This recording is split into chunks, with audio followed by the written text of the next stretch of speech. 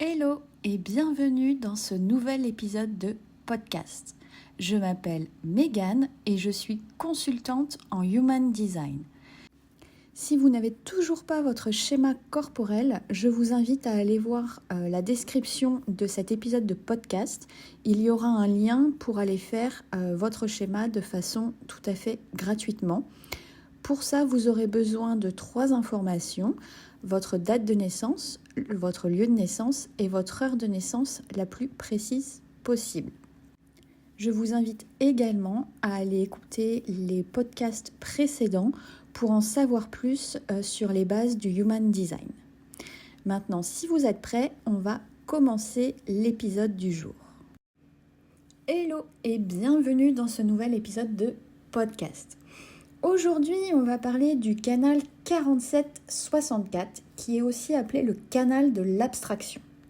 Alors ce canal, il relie le centre de la tête au centre de l'ajna et il va être responsable de la façon dont on processe mentalement les informations et comment on trouve la clarté. Si vous avez ce canal défini dans votre schéma corporel, vous savez probablement ce que c'est de traverser des moments de confusion mentale.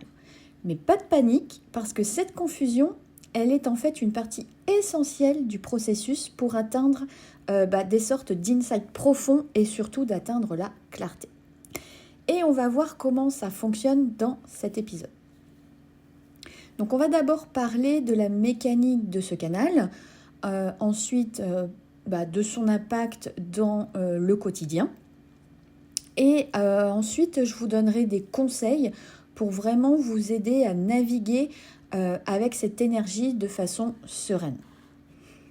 Alors, ce canal 4764, comme je le disais, il relie le centre de la tête, qui est le centre de la pression mentale, de l'inspiration, au centre ajna, qui lui est le centre de la conceptualisation et de la clarté mentale. Cette connexion entre les deux centres va créer une dynamique en fait où les idées et les inspirations, elles sont traitées pour être transformées en compréhension. Ce canal, donc, il est appelé le canal de l'abstraction parce qu'en fait, il permet de transformer des concepts qui sont parfois un peu flous, des inspirations ou des intuitions en quelque chose qui sera concret et compréhensible. Mais avant d'atteindre cette clarté, il y a souvent une phase de confusion ou un brouillard mental. Et c'est une phase qui est tout à fait naturelle et nécessaire d'ailleurs pour que le cerveau puisse assembler les différentes pièces du puzzle. Il va être important aussi de noter que ce processus, il fonctionne plutôt de façon cyclique. Il y a des phases où tout semble confus et plutôt indéchiffrable. Et après, il y a des moments de clarté où tout se met en place. Et du coup, il va falloir apprendre à accepter que ce cycle est important pour ne pas se sentir submergé par la confusion. Et du coup, comment ce canal il va se manifester dans la vie quotidienne? Si vous avez ce canal de défini, vous avez déjà sûrement dû ressentir ces moments où votre esprit est vraiment plein d'idées, mais rien ne semble clair ou cohérent. C'est vraiment comme essayer de rassembler des pièces du puzzle sans avoir l'image complète devant soi. Et du coup, forcément, cette confusion, elle peut être quand même assez frustrante, mais en fait, elle fait partie intégrante du processus d'abstraction de ce canal. Donc après cette phase vraiment de confusion, il y a souvent un moment un peu eureka d'illumination où tout devient tout d'un coup clair comme l'eau de roche. Ça peut vraiment se produire soudainement, parfois même quand on s'y attend le moins. Les moments de clarté permettent de connecter les points et de voir les choses un peu sous un nouvel angle. Par exemple, imaginons que vous travaillez sur un projet, par exemple un projet créatif, ou que vous essayez de résoudre un problème un peu plus complexe. Pendant un moment, tout va vous sembler un peu embrouillé, vous avez l'impression que les solutions, elles viennent pas.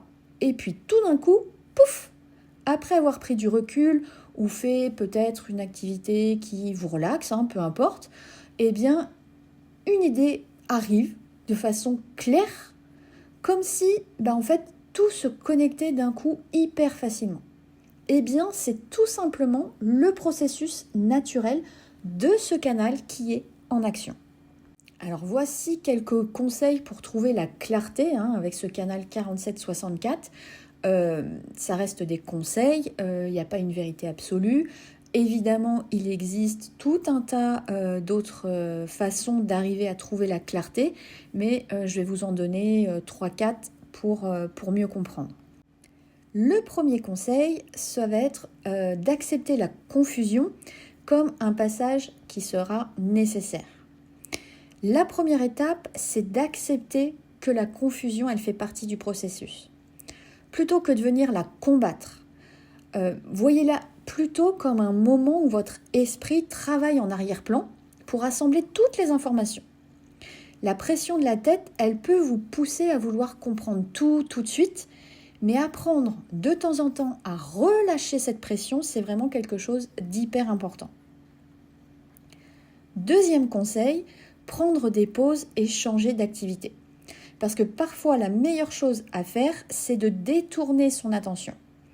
En prenant des pauses ou en s'occupant d'une activité différente, eh bien, vous permettez à votre esprit de se relaxer et de trouver des connexions de façon plus naturelle. N'hésitez pas par exemple à sortir marcher, méditer ou même simplement respirer profondément. Ça peut vous aider à libérer la pression mentale et ouvrir la porte à de nouvelles perspectives. Troisième conseil, tenir un journal de réflexion. Le processus d'abstraction de ce canal, il peut bénéficier d'un espace de réflexion externe. Du coup, tenir un journal où vous allez noter vos idées, même si elles vous semblent confuses, ça peut vous aider à organiser vos pensées et du coup laisser émerger la clarté au fil du temps. Écrivez vraiment sans aucune censure. Relisez vos notes après, par exemple chaque soir, et vous pourriez y voir des schémas ou des liens que vous n'avez pas perçus avant. Et le dernier conseil, ça va être de cultiver la patience. Ça va être important de se rappeler que le processus de clarté mentale, il prend du temps tout simplement.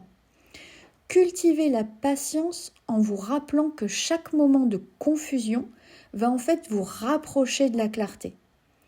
Et en apprenant à vous accommoder de ce cycle, vous pourrez l'aborder avec plus de sérénité et de confiance. Donc si on récapitule un petit peu au niveau de ce canal, il va venir nous rappeler que la clarté mentale, elle ne vient pas toujours tout de suite. La confusion fait partie du chemin.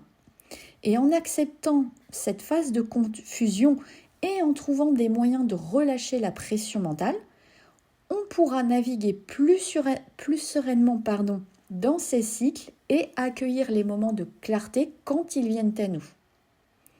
Donc vraiment aujourd'hui, je vous invite à observer vos pensées et à vous demander est-ce que je suis plutôt dans une phase de confusion ou de clarté ? Et si c'est la confusion, qu'est-ce que vous pouvez faire pour vous détendre et permettre à cette clarté d'émerger de façon naturelle ? Voilà, j'espère que cet épisode vous aura plu. N'hésitez pas à liker, commenter, partager avec une personne qui a ce canal de défini dans son schéma corporel. Moi, je vous souhaite une excellente journée et je vous dis à très vite dans un nouvel épisode de podcast.